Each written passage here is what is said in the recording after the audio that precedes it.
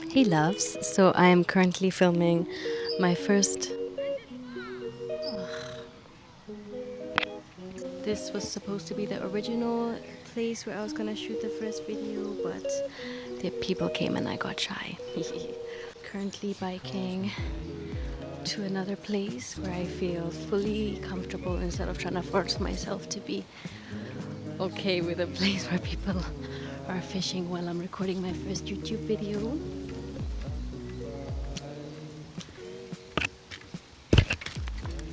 I almost fell. Don't try to multitask when you're biking. Lesson learned. Okay, I think we might have found a new place. Not so much sunlight, but I think it's okay. Hey loves, it's Tula. Welcome to my first ever YouTube video. I'm kind of nervous, not going to lie, and I did have a bit of an unexpected day today. Some things happened, and I ended up feeling a bit more anxious than I usually do. Or today was just an anxious day, let's just say that. And a part of me was like, maybe I should delay the introduction video when I'm feeling more like myself. But then I started to think, like, what is more like myself? This is also a part of my experience as a human being on this planet. So why not just show up as I am? So, yeah, I invite you as well, if you're watching this, to just show up as you are today. Even while you're watching this, I invite you to feel welcomed for whatever state of existence you're flowing through right now. And yeah, let's just have a conversation and get to know each other. Right now, you're getting to know me because I'm answering your questions. But I would hope for this to become and grow into a community where we can really interact more. And who knows how everything will change and grow in a couple of years. But let me just wipe the screen. I think I see something. Okay. The sun isn't the best here, but I think it's fine. It's okay with what we're working with. But before we get started into the video, I already did breathwork before this, so I'm already feeling quite grounded. Way more grounded than I was the whole day, but maybe we can just together take a few deep breaths in. Let's just take 5 deep breaths in, whatever pace you're going at.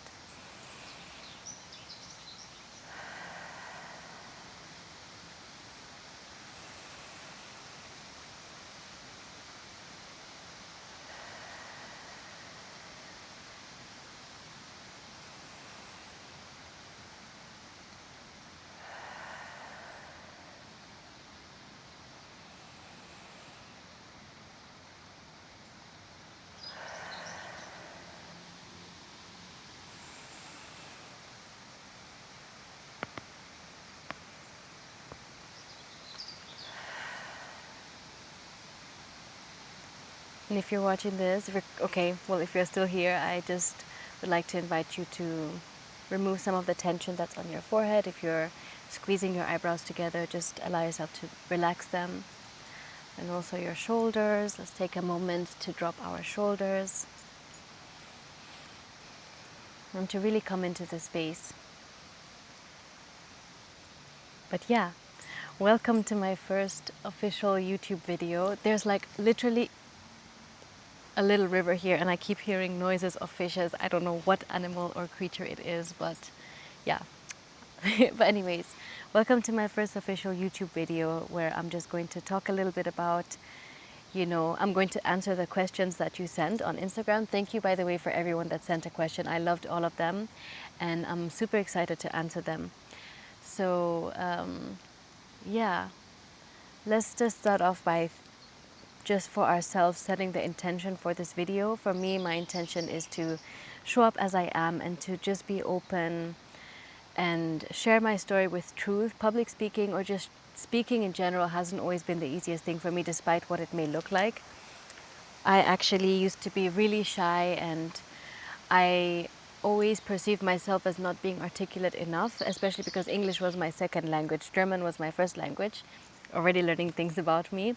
So I was always very self-conscious, when I was speaking, and I wasn't always using big words like everybody else. So it's been an intimidating journey, but I'm getting there. So my intention is to see this as a learning journey, to just share my truth and to embrace how I'm feeling. And I'm already doing that with, choosing to be here despite feeling a bit anxious today.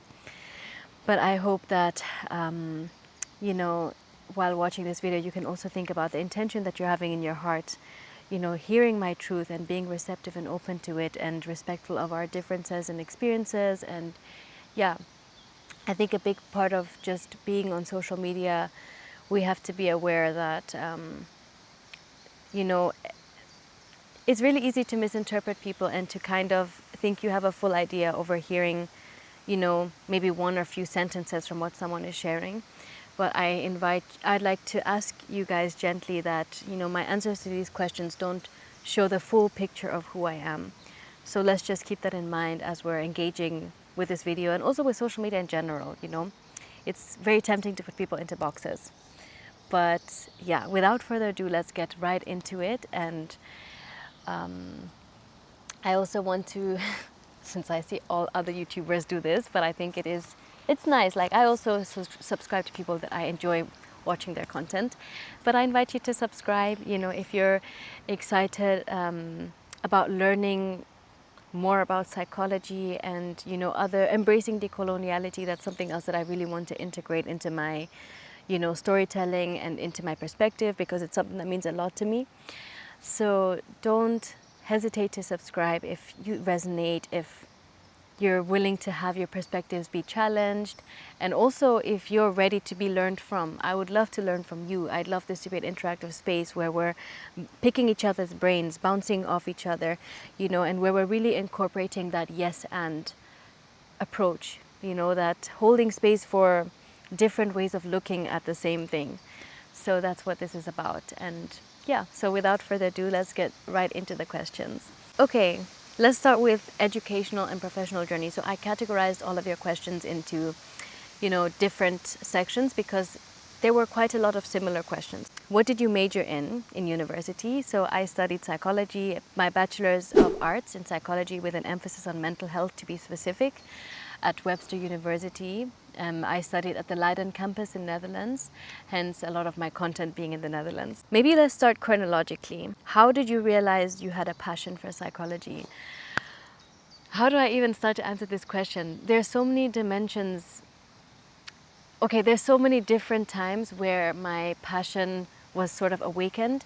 I would say though that growing up with horses has been the biggest influence, because horses are extremely intuitive animals and they are natural psychologists, in my opinion. They're very attuned to how you're feeling. They're very in tune to people's inner worlds. Some of the things that I learned about while I was studying psychology, such as unconditional positive regard, you know, or the principles behind behavior change, sustainable growth, it just makes me think so much of horses, especially when it comes to unconditional positive regard, which is kind of embracing, taking people as they are, you know, not judging and not basing your acceptance and compassion towards someone based on certain conditions or where they're supposed to be, or our own biases. And horses are really like that. They create space for anyone. They really hold space in such a beautiful way.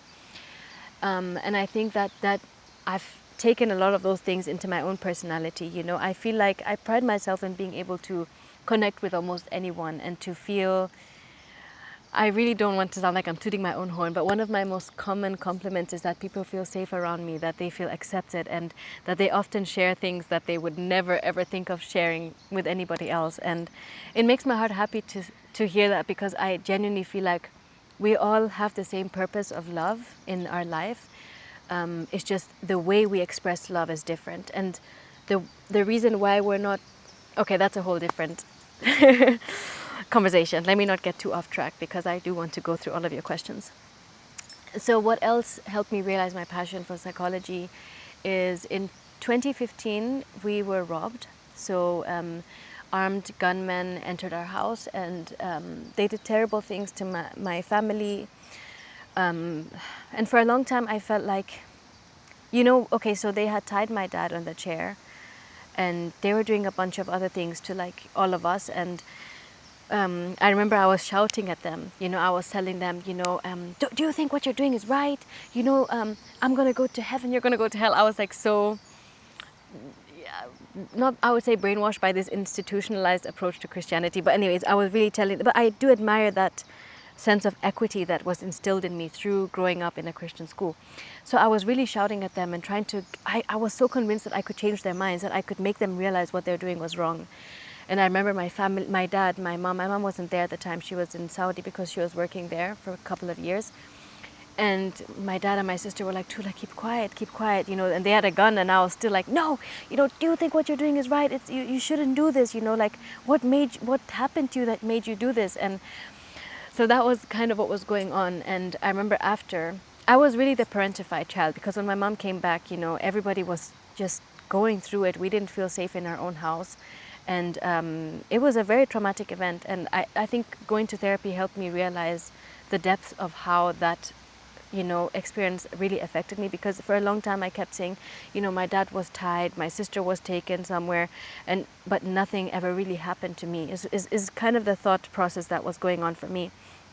But I realized that even watching those people do terrible things to my family, you know, that those are memories I have to live with, and it's not also easy when you're the one that was sort of like untouched, or like they didn't harm me in any way. So I think that, but after that experience, I spoke a lot with my family, and I had this newfound interest for understanding why people do bad things, because deep down in my heart, I refused to believe that they were bad people. And I still today don't believe that they're bad people. I just feel like they're terribly, incredibly hurt. You know, there's something, and growing older, I came to realize that there's so many forces that are, I don't want to say working against us, but are influencing our experience of life, especially as Kenyans, as Africans. You know, if we look at generational trauma, and I'm not justifying anyone's experiences, but these are forces that shape how we understand the world and how we perceive it and integrate with life. So I think I became really interested in understanding why people do bad things, why people hurt each other. Okay, already at 11 minutes, we got this. The third thing which I feel like influenced my passion for psychology is I was the advice friend. Shout out to all my other advice friends out there. I was the person that people would come to for advice, you know, whether it was my school, my friends, and that was also my other like most given compliment, which I'm kind of proud of is, man, you always know what to say, or like I really needed to hear that. And you know, of course, my relationship with advice changed growing up, especially when you study psychology. You understand that you know how to engage with advice more responsibly, so to say. But I think I was then, we read a book in English literature. I was in AP literature class, and we read this book. I think it was about an individual who had schizophrenia, and the story was that he murdered someone's family, and something like that, and he ended up getting death penalty. And I remember writing an essay just speaking so starkly against it, how it was so unfair for him to receive death penalty, and really going into, you know, some of the forces, you know, in his life that might have shaped the event or the occurrence of the event. So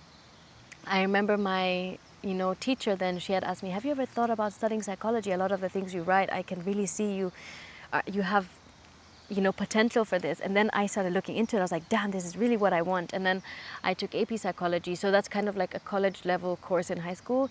And I loved it, guys. I loved that class so much. I remembered everything. And I remember when I was in university studying, there's so many things which I felt honestly were quite a bit redundant, because I just remembered everything so much because I loved it, you know, I really did. So I think that those were some of the things that led up to me studying psychology, and also just this fascination for why are people mean sometimes, you know, especially growing up as a teenager. You don't always come across the most nicest groups of people. And yeah, but let me continue going. Somebody also asked what got you into psychology and what are your goals. So yeah, this is something interesting to respond to, because I feel like my goals are ever evolving. I noticed, you know, right about my second or third year of university, that I don't see myself going into becoming a therapist right now. I do think it's something that I'd like to make my way into, you know, with age and with experience. Not saying that, you know, only good therapists come with that, but I think that for the stage of life that I'm in right now, I don't see myself providing therapy services. But I do want, I'm really, you know, I also majored, okay, I did major, but I got my, first I majored in business, then I changed it into an entrepreneurship certificate because that was aligning more with my goals. So I'm really interested in entrepreneurship, especially, you know, pro-social entrepreneurship, impactful change, a change maker. I like to call myself a change maker because that's essentially what I want to do, especially in Kenya. So I'd say that some of my short-term and long-term goals are more within that area of, you know, social change, social movements, and also creating a change of how we see the world, especially as Kenyans, guys. Like, that's really my dream, is to have us thinking about how we interact with and understand power and privilege, and, you know, also what are some of the origins of the mindsets that we're carrying, you know, and just to have us pick at certain topics a bit more. I really would like to facilitate more conversations like that. So that's essentially what it's about. And I also enjoy coaching. So I'd like to get more experience as a coach. I've been coaching for almost a year now, and I've already having international clients, which is wonderful. So I'm getting in that experience, and it's beautiful to see people make, you know, little and big shifts. Okay, I think all of them are big shifts, but you know what I mean, objectively speaking. So I really like to be a part of that forward focused, reaching goals type of framework. But yeah, I can see myself going into therapy in a couple of years perhaps. But I also recognize that the mental health landscape is to a certain extent a bandage solution to a societal and systemic issue. So, and not saying that therapists are, you know, just treating the consequences. We do need people to treat consequences. When you're looking at a problem, you have to look at it from the root cause and the consequences, and all are equally important. But I feel like I'd really see myself trying to create a shift so that the consequences don't happen. And I think that this is the Aquarius in me, right? We're known for being unconventional and trying to shake things up. So that's really what I feel called to do. And how did I choose what to specialize in with psychology? So I think that goes hand in hand with what I just explained, is that I admire the forward focused approach with coaching, and I work very well with individuals that classify themselves to be very self aware, because a lot of us know the how, right? No, we know the what. We know what's the matter, what's the problem, you know, but we're struggling with the how. I think that that's kind of what I like to facilitate, right? I like to facilitate a space of discovery, of trying, of safe practicing, so that people can really make proactive steps towards their goals and to feel more empowered with themselves, with others, and their impact. That's really what compassionate inner leadership is about, because we know the why we do things, we know the what the problem is, but it's just about how to get there. And so I think that that's what gently moved me into coaching. I also had wonderful mentors throughout my university, and I'm so grateful for them, because you know, in the psychology world, coaching has received quite a bit of backlash, I'm not going to lie.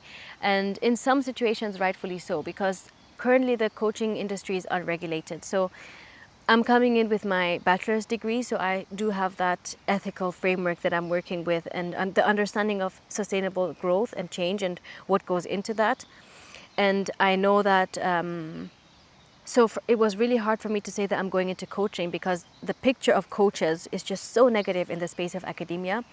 And I felt ashamed to even try, because there's still this colonial mindset that is so deeply entrenched in our mindsets, that if you don't have this degree, then you're not worthy of doing this. If you don't have this qualification, then you're not worthy of doing that. But sometimes you can have all the qualifications, but you don't have the people skills, right? You don't have that heart-to-heart connection. One of you commented on my last video saying that there's no distinction made between the brain and the heart. And I do think that a lot of indigenous knowledge systems embrace the heart centered approach a lot more than, you know, thinking and seeing and with our senses. There's many other senses that we have that have been erased or discredited. And yeah, so I think that in working together with my mentors, who kind of embrace the same kind of approach that I had, that you can be starting out with your bachelor's and seeing it as a learning journey. I'm allowed to be seen trying, right? Because academia has us wanting to feel ready when we have the qualifications, but I would like to also accompany my qualifications, which I'm still working on getting. I do want to go into my master's in psychology and a second master's in African studies, but I think that I'd like to also be given the space to build up my skills, to build up my practical skills in an informed way, of course, while I'm getting those qualifications. So yeah, that's kind of what led me into going into the direction of coaching. I'm always going into rabbit holes. This is my problem. And how do I research, especially on psychology topics? So I look for credible sources. I use a lot of Google Scholar, especially if it is, if like for this new series that I'm starting for Indigenous knowledge systems, I'd like to look at credible sources, you know, but at the same time, the way we understand credibility is still very Eurocentric. And yeah, so I'm trying to also understand how to kind of work with both, right? Because perhaps if we're working with the Eurocentric or the, you know, westernized model of identifying credibility, we'd have to look at credentials, we'd have to look at can we prove their story, is it real? Whereas not everyone, the attainment of truth was not always the Western attainment of truth. So I'm just trying to keep that in mind as well while I'm embracing decoloniality. And I'm very happy because her name is Moonbi Poetry on Instagram, and she made the distinction between decolonization and decoloniality, and now I've been obsessed with it. But I've really been trying to implement that even further in my life, you know, especially in my walk with mental health. How did you know this is what you were meant for? Did you have other passions or coaching only? I felt like I knew it in my heart. I don't know how to quite explain it. I feel like what affirmed my knowing was getting out there and trying. What affirmed my knowing is my first few clients making big moves, big changes, and feeling a lot more empowered, you know, after the whole journey. And also, it wasn't just like the external rewards, but also for me, the internal rewards. I felt a lot more empowered. I felt alive. And I think that that's what affirmed for me that it's meant to be. And another thing which I really love and appreciate is music.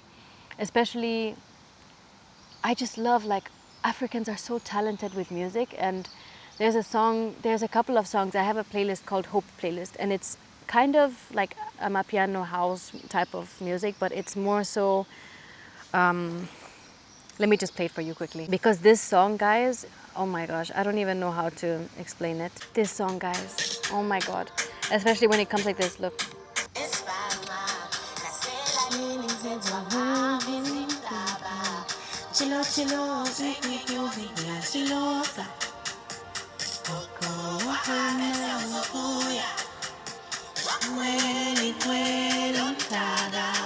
Oh my gosh, I won't listen to it because I will actually start to cry. But this song, music allows me to tap into another, I don't know, something else, because I can listen to certain music and feel overwhelmed with passion, overwhelmed with purpose.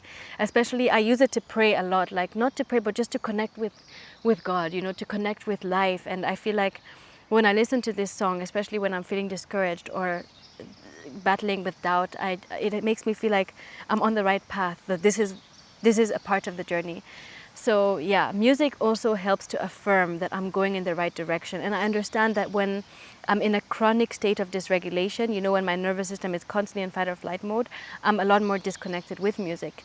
And so I kind of also use it as my guide, that when I'm in alignment with my purpose, that I can connect more strongly with music. So I think that also gives me a better understanding. I love this song. I want to listen to it now. The next question is, how did you gain your experience? Guys, I love to answer this question. I purposefully put myself, I was so audacious.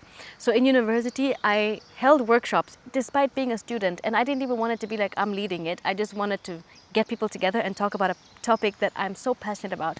So I held the leadership workshop, which I loved, guys. It was so interesting. If you know me, you know how much I like leadership. And yeah, of course, there was a bit of doubt, like, you know, some classmates might be thinking, who does she think she is? You know, like, she's just a student. Like, what is she going to teach us about leadership? And honestly, I don't think people were thinking like that, or at least I like to think like that in my mind. That was just me perceiving myself through them. But I think that, I don't know if it's like super dark. Maybe I should move. Okay guys, I think it's a lot better here. The sun feels nice. But yeah, I was talking to you about my audacious behaviors throughout university of trying to get experience. And I think it was also taking every single school assignment too seriously. Yes, I was that annoying person at university that in the classroom that would always be like, "Oh, you know, I thought that was really interesting, and it makes me think of this," and just always adding on to what professors are saying, trying to also pick my own brain and to challenge myself to be a better speaker, even when I was afraid. Because, again, as I said that in the beginning of the video, this has always been an area of my life that I felt so insecure about. Even right now, I'm challenging myself. I'm seeing it as a learning opportunity to just try. And maybe I'm not going to express myself as much as in a way that I would have liked to. You know, I'm still trying to learn new words every day. In fact, I have this app called A Word a Day. And it's so cool because it helps me to build my lexicon. So I think that wherever there's a desire, there's also the right to try. You know, there's the right to try things that scare us, to be audacious. And another thing which I did is we had actually, for my entrepreneurship certificate course, we were able to pitch our idea to like a few organizations. And, you know, it was a wonderful networking opportunity. Guys, I took that thing so seriously, and I'm still connected with the people that were interested in maybe potentially collaborating in the future with my idea, which I know I'm going to make it work someday. I know that my dream, which I will shortly share with you when it's making the next steps, will come to life. So I think it's about taking things maybe very seriously. For my last year, I got a job. I started working for my university for the psychology department, and I organized psychology club, and you know, there we would talk about things. And every session was a bit different, but I would facilitate spaces where people could come together and talk and share. And, you know, I saw people that honestly I never saw speaking in class, and it was so beautiful to just hear how they see the world and their thoughts, and I really liked that. So I think it was also scary for me. I know people were like, "Whoa, like, you know, you were quite confident putting yourself out there." Maybe most of my friends that were like trying to hype me up, I know they would be honest with me. But I think it allowed me to learn what it's like to facilitate group spaces and to actually try. You know, our first time of experience doesn't have to be the workplace. Sometimes we wait for the opportunities to be there, but what if you get really curious about how to create an opportunity to have your experience? So sometimes that's what we have to do, and that's what I felt was right for me to do. Yeah. So let me move on to the other questions because there's quite a bit. Cultural identity. Oh, let's start maybe personal and fun, okay? So how old am I? I'm 22 years old, and Aquarius, proud Aquarius, Leo rising and Virgo moon. And what are your biggest challenges, and what's the factor that contributed to longevity? I think my biggest challenges, despite how it looks like, has always been financial issues. So my parents' company got hit very hard during COVID, and to be honest, we still haven't recovered. And you know, you're nearing bankruptcy, and it's very scary to think about. But that's why I had to work throughout my whole school life and to pay my own bills. And we couldn't even fully pay my own school fees by myself. People had to chip in, and sometimes it was really uncomfortable having to ask people, you know, to like help pay my school fees. But it was till today is still a struggle, right? Because I moved back to Kenya, and honestly, I'm extremely privileged that my parents have land and a house, right? Because I can move in with them. I don't have to pay rent. You know, that's a privilege that not everybody else has. But when it comes to food and my horse, you know, and by the way, my horse I bought back by myself because I had okay, so I had to sell him because we didn't have enough money to keep him when I went to Netherlands, which was really hurtful for me. He was like my child, you know. I really love Bagheera a lot, and I also got his name tattooed here. And that was a grief that I never got over. But then the owner at that time was selling him, and she reached out to me, and I was like, yes, but I don't have the money right now. You know, I need to pay my bills, and I don't even know how to pay my school fees, right? And I remember telling my parents, and of course they were like, yeah, but Tula, you know, you have your school fees. But they also respected my decision because nobody could understand my connection with Bagheera till today. And that's not something that people need to understand. But at the end of the day, you have to make decisions that, you know, feel an alignment in your heart. I think that's the most important thing. Maybe this place is a bit too bright. If you see my face starting to sweat. God damn. Okay. Anyways, so what contributed to longevity is that I have this deep belief that I will make it. I will find ways to make more money, and I think that it's also a skill that we can learn, especially when we're deeply rooted in our purpose. There will be an opportunity made for you to continue doing your purpose. So despite that having been one of the biggest challenges that I'm still currently facing, I even had to come back to Netherlands and I stayed longer than I anticipated because I just had to pay taxes for my company, and Bagheera, I had to pay some bills for him, and it ended up stacking up so much that I just had to come back here and work at my old job, and I'm so grateful that they allowed me to come work a couple shifts with them. So yeah, that was one of the biggest challenges, and I think also that of self-doubt, but I believe that yeah, it's a muscle that we have to exercise, right? And in the loving support of my mentors who facilitated a safe space where I could be seen trying. Sometimes that's what we need, right? We need a safe space where we feel like we can make mistakes and we won't be judged by it. Because in the way that we traditionally understand experience, which is in a workplace setting, you know, there's a lot of pressure, but what would happen if we gave ourselves that experience outside of like that work experience to be seen trying and to develop skills before we can apply them professionally. So yeah, that has been the biggest factor. And did I try volunteering while still on campus? A student question. I did not volunteer. I really genuinely did not have time. Guys, I'm telling you, at some point I was just studying, working. That was my whole life. I didn't even, you know, having to say no to friends, you know, that are going out and doing stuff. I could not do that. And there's many things that I could not do because I didn't really have the choice to. I had to work and pay my bills. So, which is not a bad thing. You know, if would I have volunteered? That's a good question. I don't know if I would have.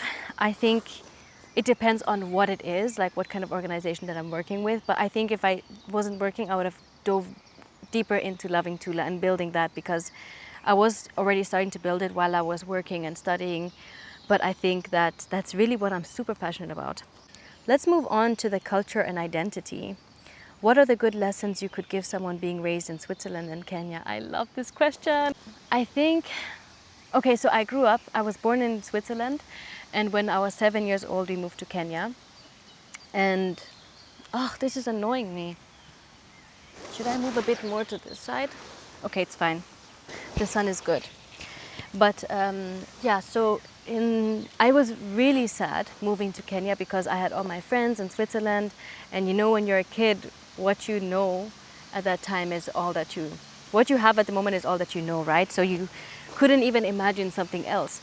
But then when we moved to Kenya, I was really sad because I was like, now will I be able to ride here? You know, are there horses? And I remember the first thing that my family did is we looked for a stable to ride at, and that I ended up spending many years of my life with that stable. They're called Hardystad. I would recommend that to anyone that is wanting to get into horse riding. You can get in touch with me and I'll share more information with you. But I think that first change taught me a lot of adaptability, to be adaptable, because you have to now start to make new friends. And I believe when you're younger that a lot of these things come easier, and that depends also on, you know, the privilege that you have in regards to your environment. I am very privileged to have very supportive parents, also emotionally attuned. So I think that allowed to make the process go a lot more smoothly for me. But I think the biggest lessons, or what I could give someone as someone who is being raised in Switzerland and Kenya, I think, okay, so there's two things. What I love about Swiss people is we're very, very good at doing things well, right? We're very attentive to detail. We like to think about all the ways in which something could happen and ways it could go wrong, and planning ahead. And I think we're just really specific, right? And then in Kenya, I feel like we're so rich socially, you know, with our connections and this people first approach, and we're so vibrant, and Kenyans are so persistent. We don't give up easily, right? So I think that when you bring those two worlds together, it's something very beautiful. But I also learned through moving so much and also having lived in the Middle East is that people are so different. and there's not one way that is right and one way that is wrong. You know, it's we have to have a bit of mental agility, right, when we're interacting with people, to not project our ways of looking on the world to them. I remember when I was going to Saudi when I was younger, and we had to, for the visa, you had to like sign some documents saying that if you stole, you know, your hand would get chopped off, and people were like, oh my God, Saudi is so dangerous, you know, this and that. But it was, you know, when I went to Saudi, those are some of the most hospitable people I've ever come across. So warm and humble, and just they have this very generous heart and very welcoming heart. So I think that sometimes being open to differences and being able to take people as they are. I think my mom actually passes down to me because she's worked a lot in corporate for some of the best companies in the world. She's really a powerhouse. She inspired me. Both my parents inspire me. But my mom, she's yeah, in the 1990s, 2000, she was the only black person and female manager for like really big companies of the world, and in Switzerland, you know, so a very white dominated, male dominated field. And she used to tell me, Tula, you know, even the assholes matter, you know. And that phrase sticks with me still, right? Because she taught me to just take people as they are, you know. It's not my responsibility to change people. And you know, it also comes from sometimes a very selfish place, I believe, when we're feeling like this person has to change or that my perspective is right. So just being so tied down by humility that my way of looking at the world is genuinely not right. Even the most controversial people, you know, who are speaking on topics that we really disagree with and that we really hate, like, yeah, like I think we can still interact with people like that. And yeah, so I think that that's kind of like what I got away from that. And also, I think the lesson I got from Switzerland is to do things well, to do things right, you know, to don't cut corners so that you have to revisit it. Be very meticulous when you do things. And the lesson I got from Kenya is that, you know, be you know, and have a heart that wants to seek out others first before a task, you know, before a request, and to really, yeah, I think Kenya also gave me the space to just spread my arms and to be who I need to be. So those are the two lessons I would say. Tell us more about navigating living in Netherlands. I am very mixed with this. I do notice that when I'm in the Netherlands, I'm a lot more dysregulated. Even right now, it's my second month and I'm already feeling like, ugh. Because here everything is so fast paced, and I believe that there's a lot of expectations, unspoken expectations, that within the society, right? So like, whereas in Kenya, and this is also, let me see how much time, 13 minutes. Damn, I'm good with time. Okay. Yeah, so like I think here I feel a lot more pressure. For instance, in Kenya, I can just go out not being dressed up, and especially with hair. Black hair has been so policed in Europe that it looks unkempt if it's frizzy, and that, you know, if you wear a bonnet, you're like ghetto and all of that. It's just such harmful and annoying stereotypes. So I think that maybe actually I should try this. Oh, this is so much better. Yes, this is a lot better. Don't mind my bike in the background. But I think that, to be honest, when I came here, I was quite disappointed. It was not my first choice, and I'm not trying to bring down the Netherlands or anything. It genuinely just was not my first choice. When my boyfriend and I first came, we were trying to look at Switzerland. That was our first choice, then Italy, and then Spain. And all of those didn't work out because, of course, we had to try and like be in the same university, or in the same, you know, country at least. And Netherlands ended up being the perfect option, which I'm deeply grateful for. And we also had a lot of work opportunities here, since both of us needed to sort ourselves out financially. When I came, I've gone to Netherlands before, you know, when I was younger, and I didn't really like it that much. It's just, it just wasn't really for me. I think it's very flat, and yes, the old cities, you know, with the big beautiful houses, with the small like cute little houses, and the canals are nice, but I'm used to mountains. You know, Kenya, we have I think Kenya is the most beautiful country, like hands down, for me, because I've traveled quite a lot, you know, to Oman, and I'm like, oh yeah, it's nice, but it's not like Kenya, you know. Or like when I'm in Italy in the mountains, I'm like, oh, it's beautiful, but it's not like Kenya. So it's not for me that I think one is better than the other. It's just, for me, there's something so much deeper about Kenya that just resonates with my heart. You know, it just feels like I want to be there all the time. And yeah, so Netherlands is just flat, and there's no nature, and there's always sound, the sound pollution, the light pollution. It wasn't good for me, honestly. And I think I spend a lot of my time here being constantly dysregulated, and especially having no quiet places to just escape to. I have found some places of nature like this, right? And this is another thing which is so weird to think about, because here I actually, in Kenya, I have also the privilege of being in a space where we have a bit of land, and you know, the neighbors are really far away, so you can really be in quiet nature in my own land, you know, so I don't have to go to a park or something. And it's safe because it's in my compound. But here I do appreciate just being able to go out and feel safe as a woman. And I think in Kenya we still have this very sexualized culture, which we also have in Europe, but I think it is expressed differently in Kenya. And I'm not saying one is better or worse than the other. And I just think that, you know, the catcalling culture, some of the comments, even like me and Brenda Lisa, we were featured on Segura's videos. The type of shit that some Kenyan men are saying is just so out of pocket. Like, why would you even just comment about someone's body, you know? And there are certain things that I really disagree with, you know, and that I'd like to go to a park in Kenya and not feel like I'm going to be catcalled or that someone is going to snatch my phone. You know, even in Netherlands, when I'm walking, I'm like this with my phone, despite it being like a country where no one will steal. And I know that in Netherlands, we also in Kenya, our problems are also systemic, right? Because people are very disempowered. So someone who is stealing out of need is very different than, you know, someone who is stealing out of impulse. And I recognize that distinction. It's just it's sad because it's like a systemic failure.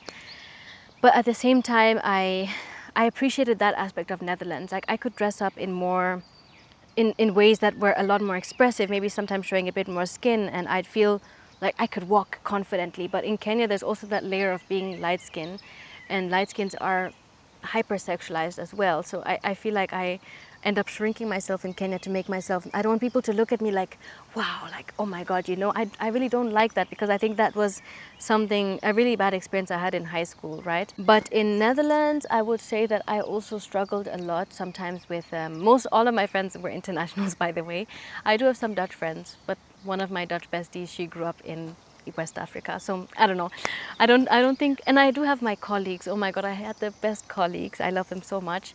And they were also fully Dutch, and I got along with them so much. So I don't think that, I just think I genuinely found it harder to connect with Dutchies, maybe not Europeans. I think it just depends on the type of exposure that the individual had in life.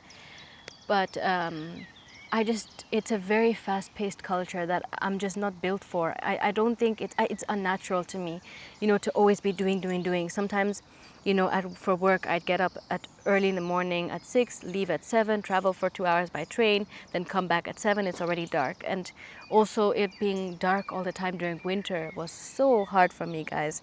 I don't know how I survived that. Let me keep going with the questions. Oh, what does Tula mean?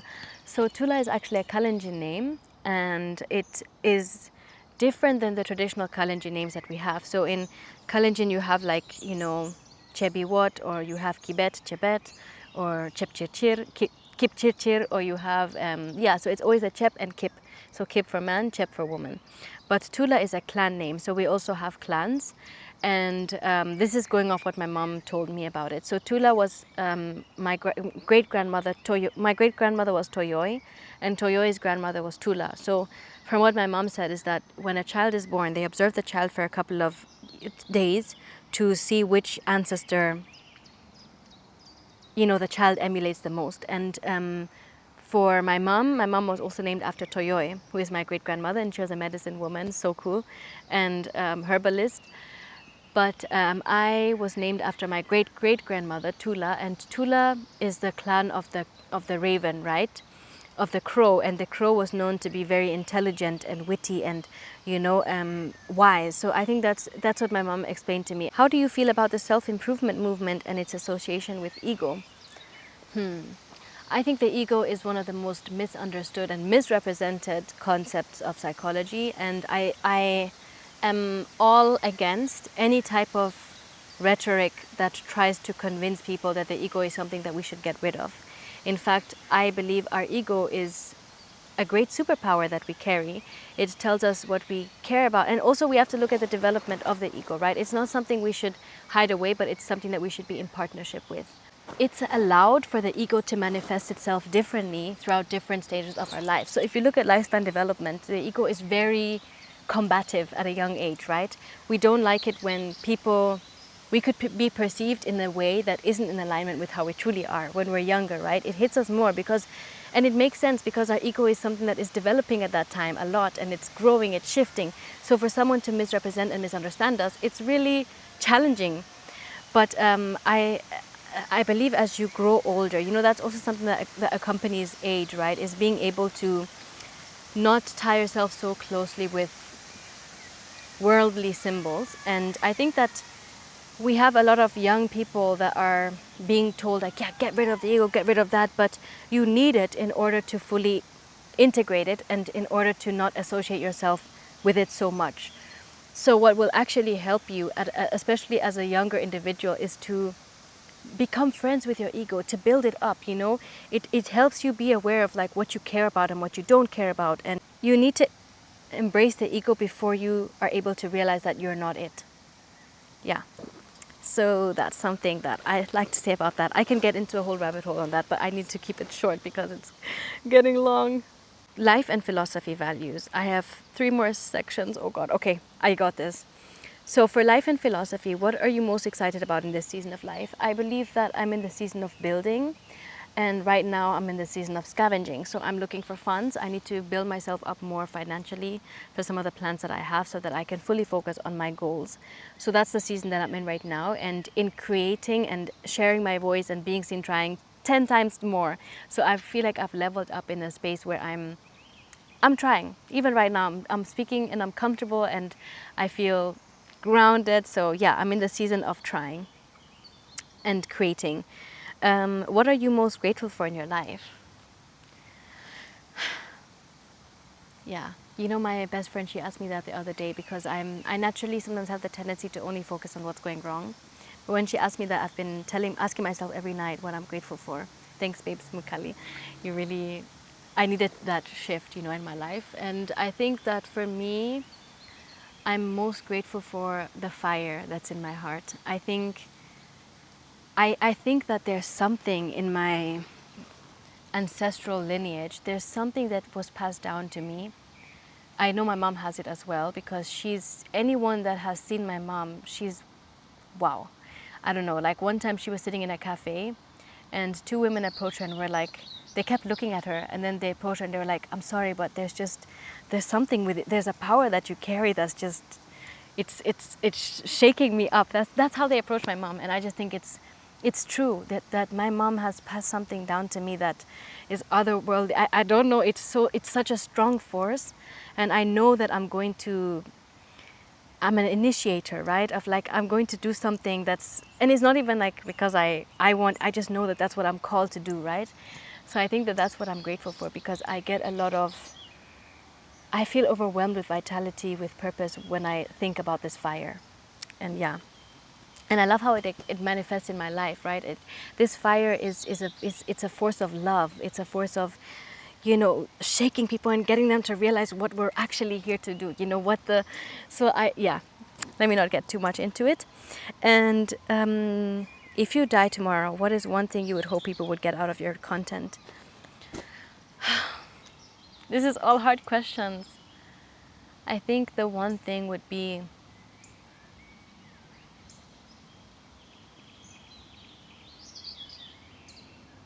to remember it's always been, I don't know what to say, it's overwhelming me, but I think this sounds so cliche, but just to kind of remember our oneness, to remember that to be able to look into life, to look into, sometimes I do this with animals, like even birds. I'll look into their eyes and I'll just see like, whoa, like that's me, like we're all connected, it's us, like we're a part of something much more greater and bigger. And keeping that awareness in you really changes the way that you interact with the world and interact with life and with each other.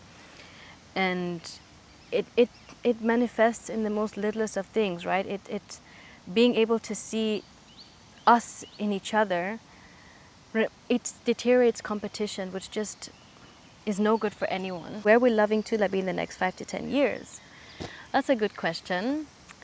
I honestly don't know. And okay, I know from my other business idea, which I want to, it's more community based. I'd like that to like really blow up in the next 5, 10 years. But I'm still in the part of, building it up and strategizing.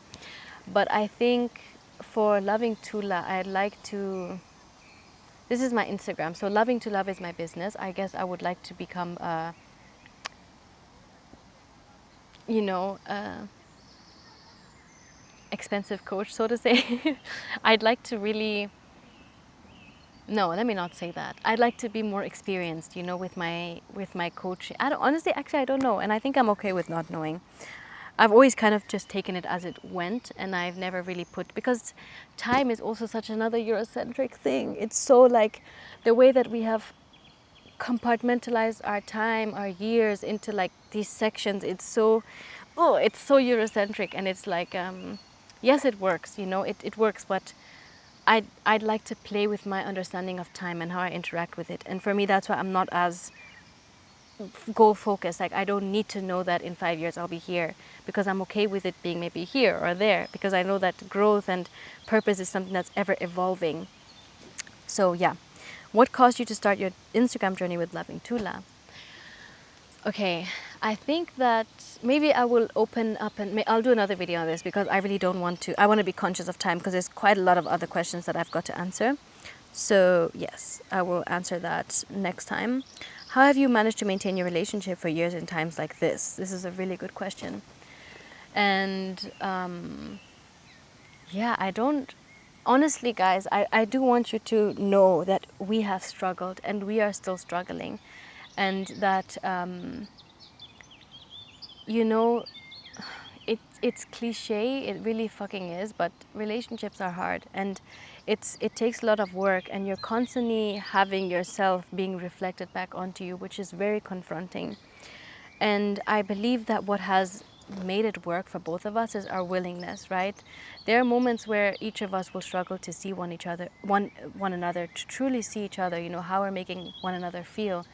And to sometimes there are moments where it might not yet feel safe to fully let go of this coping being that we have created our whole lives, and to fully trust the connection of the relationship. But what keeps you going is the willingness. I remember there was this quote which said, marriage is two people who refuse to give up on each other. And I resonate with that, because I think that my partner and I, we really refuse to give up on each other. We've had a few messy fights, and we've improved a lot. We've grown so much in our understanding of how to navigate being humans together, two humans in love, trying to share a connection. And I think it's also our joint goals.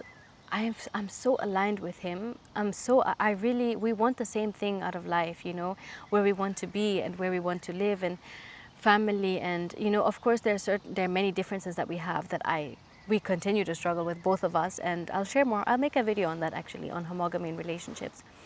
But with, I think it's willingness. Willingness has to be there, and it can't be one-sided. And, perhaps there will be moments where one person is more willing than the other, which is also okay. So there isn't one script for how relationships should work. And there were 2 questions that asked how I managed to maintain it. So that's one thing. And another thing that helped me is going to therapy and learning more about myself, and also becoming more aware of my anxious wound.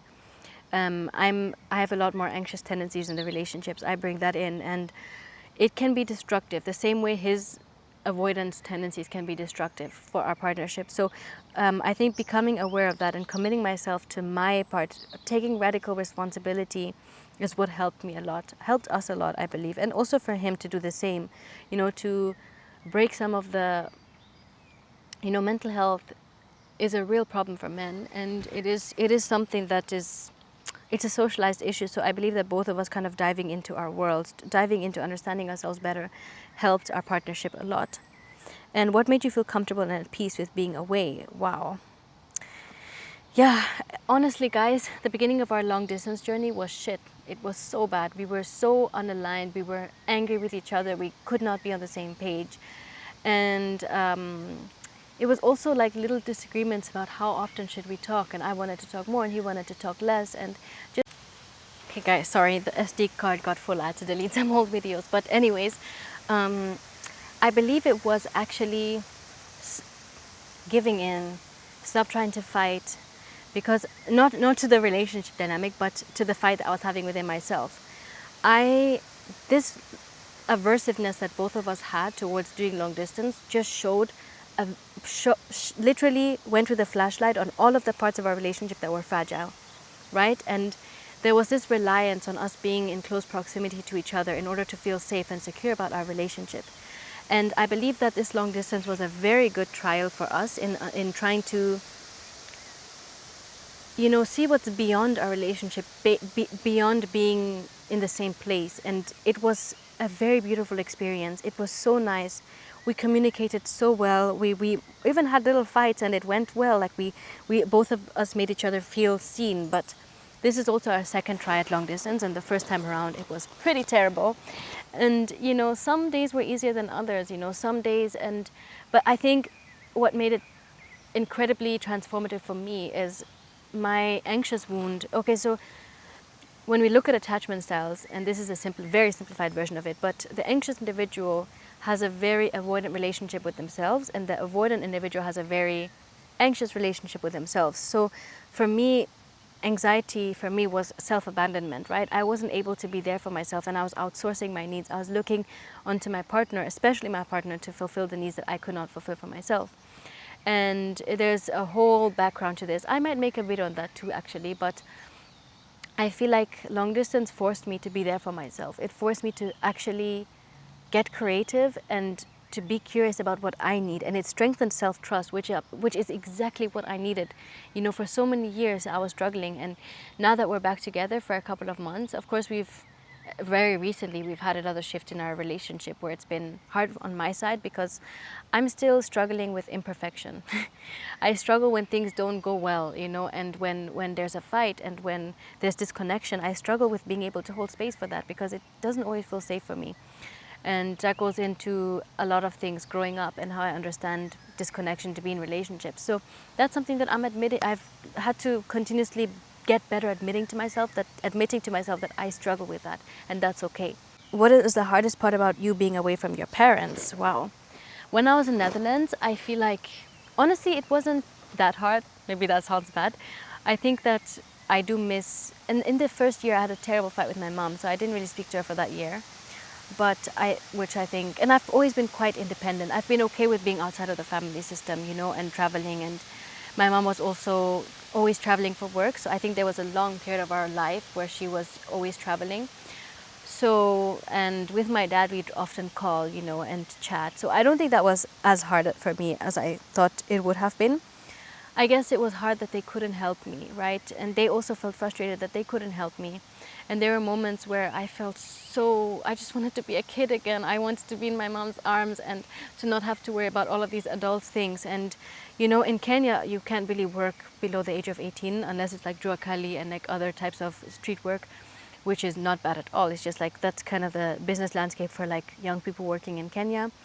And for me, going to the Netherlands and being dropped there in the first 2 months, guys, I had to become financially stable, and they could only send me a little bit of money, and that was it. And it was so scary because going from having never worked to working working to cover everything was scary, and you just had to figure everything out by yourself. And I think that that was the hardest part because I couldn't look onto them, literally the people that you think are supposed to be there to help you, and maybe in principle they are, but and they felt bad that they couldn't help me in that situation. And this is my story, and it's okay that I had to work for own my own costs and to cover everything, and it strengthened me. But I think there were moments where I felt really hopeless and sad that I couldn't be helped. And yeah, I think that was also the hardest part. What is a healthy relationship? I don't think there is such a thing. I honestly hate labels. I think that I do think that there are harmful patterns. Harm exists, right?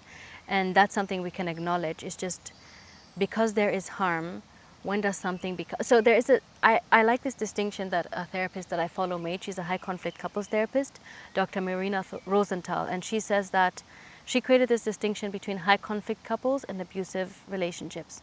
And I love this distinction so much because I believe that me and my relationship, we would fit into the high conflict couple at some point in our relationship. We fought a lot and we were always in disagreement and we couldn't repair well and we didn't know how to reach resolution.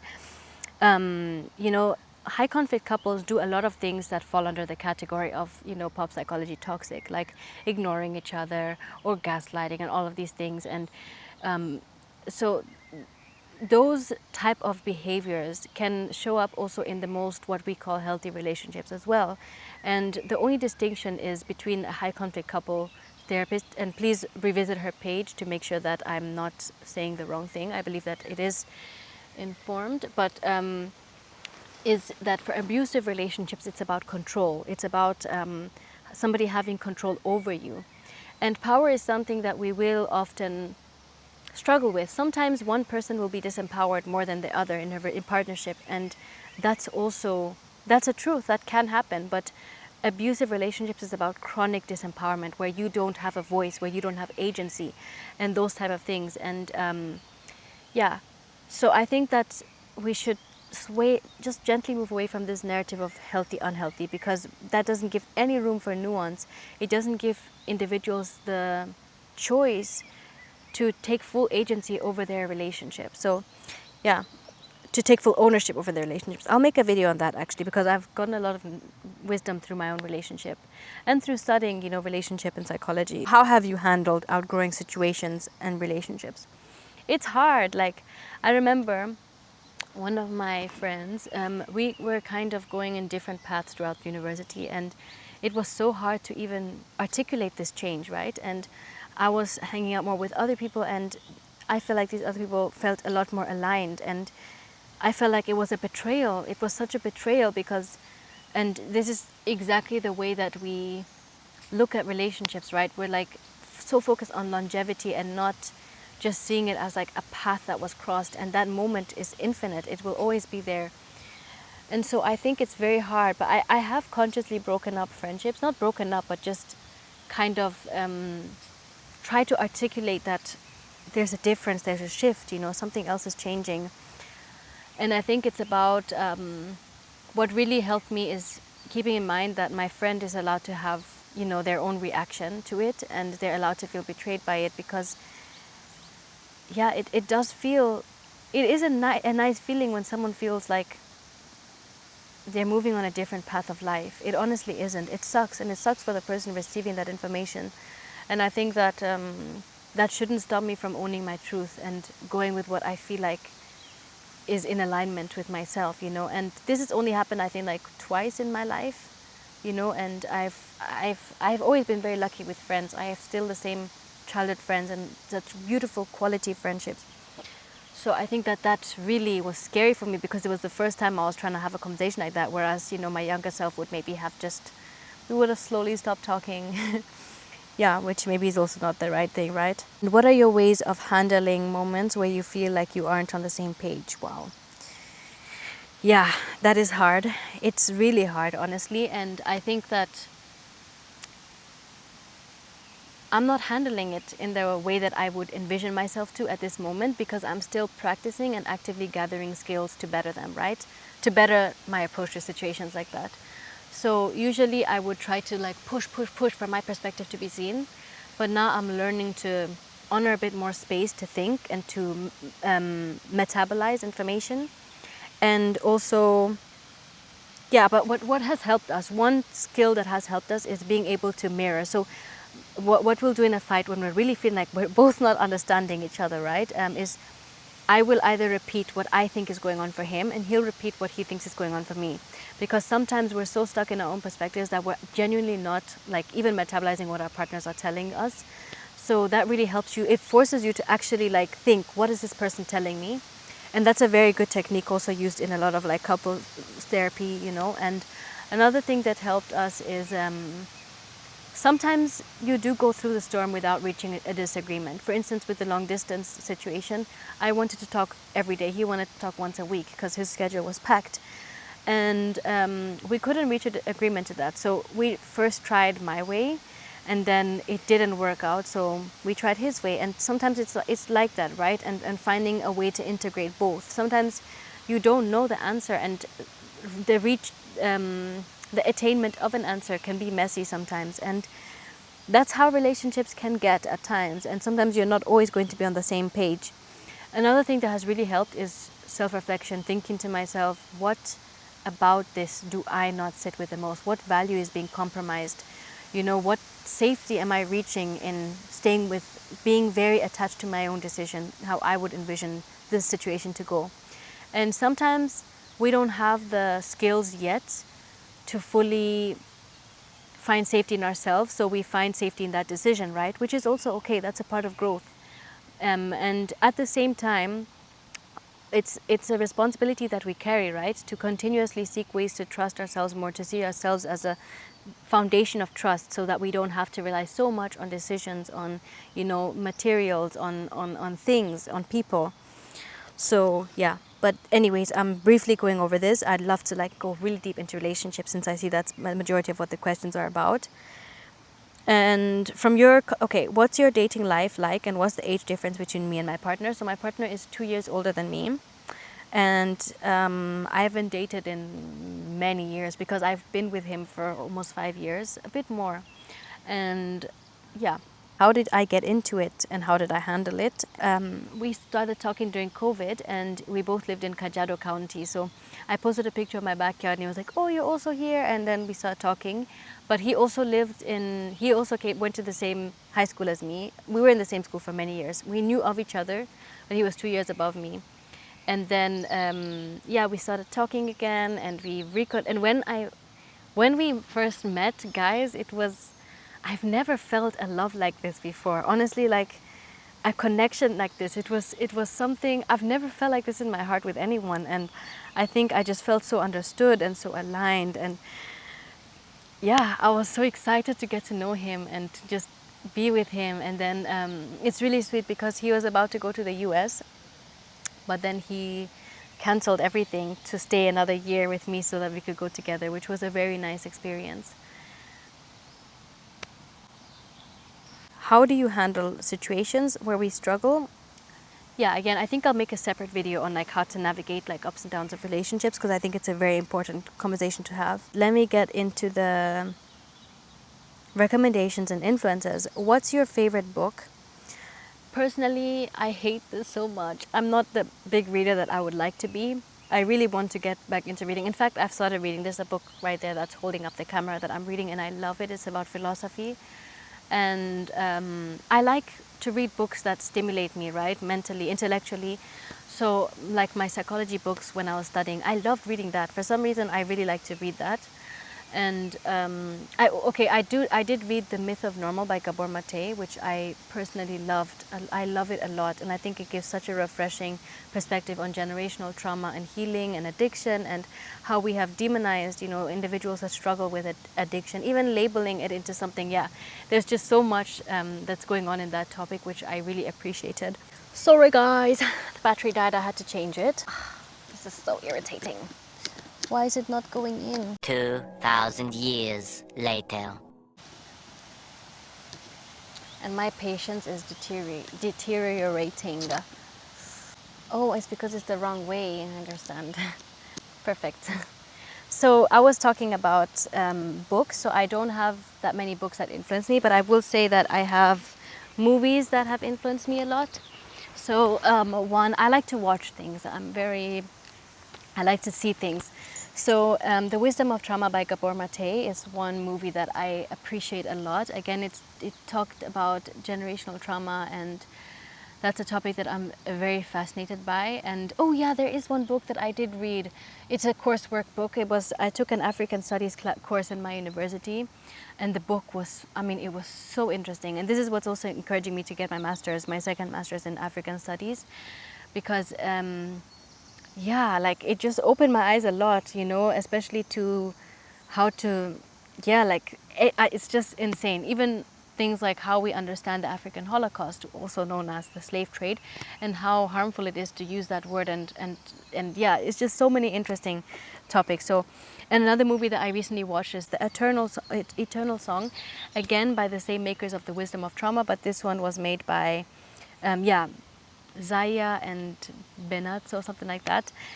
I love that movie. It was just, I watched it twice, and I'm trying to organize a screening for it in the coming days, but in the coming weeks maybe. Let me be a bit more honest. And that is something that that movie has changed a lot within me just within the past few days. It's, yeah, that I love that movie a lot, so I'd recommend that. So I think that was all of the questions. That was a lot of talking, but thank you so much to those of you that actually watched the whole thing. And I can yap a lot, and I think I enjoy yapping. And thank you also for, you don't know what you're doing right now by watching this video. You're also allowing me to practice safely, right? To practice speaking my truth and to practice being more articulate, because that's genuinely what I want, and to make myself be able to express myself better. So thanks for allowing me just a soft heart and a loving and open heart and mind, you know, being receptive to my message, being receptive to me trying. This means a lot to me. So I'm grateful for that. And I also would like to just talk quickly about what I envisioned with this YouTube channel. I'd like to really get into topics that stimulate thought, you know, for the deep thinkers, for the gentle disruptors, because I think that activism starts from within. It starts from how you engage with the world, especially these two very strong driving forces, power and privilege, you know, that how do we engage with those? That's at the heart of this YouTube channel as well. And how do we engage in small shifts of change and growth in the world and self-discovery? How can we decolonize our view on the self, of the collective, of society, of systems? And that's what this is about, right? And again, as I said earlier, it's also a space for me to learn from you. So feel free to engage as much as you want with my videos. I pride myself in responding. I try to my best to respond to everyone. If you know me on Instagram as well, I try my best to respond to every comment and to fully presently respond. You know, I like to hear what you have to say. So feel free to comment, you know, what you thought about.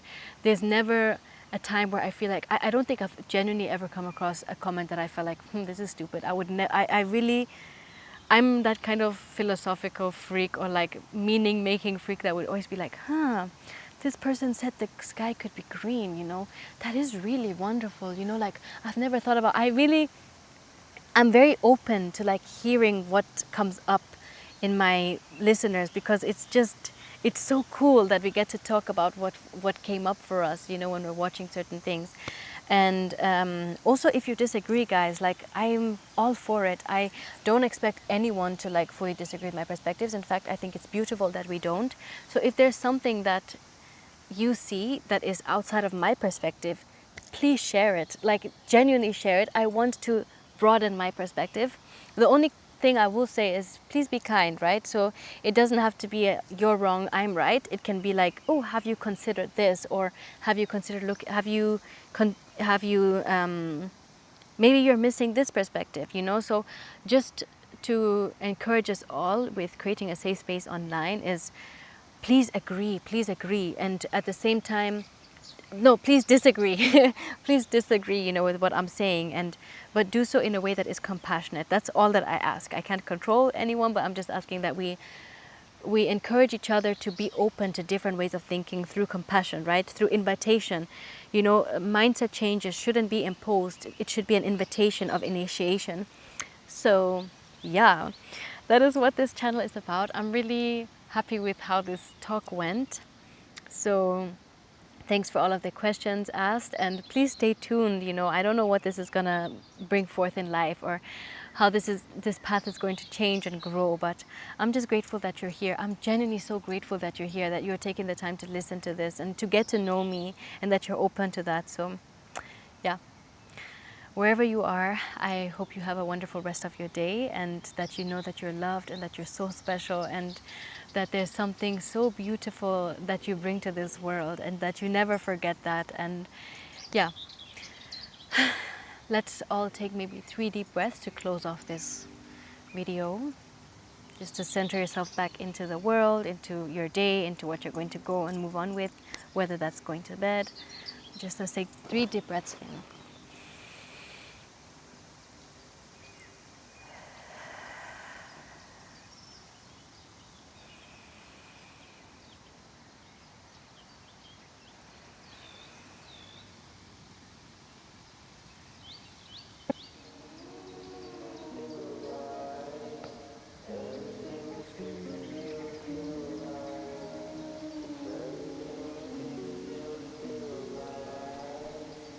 Thank you.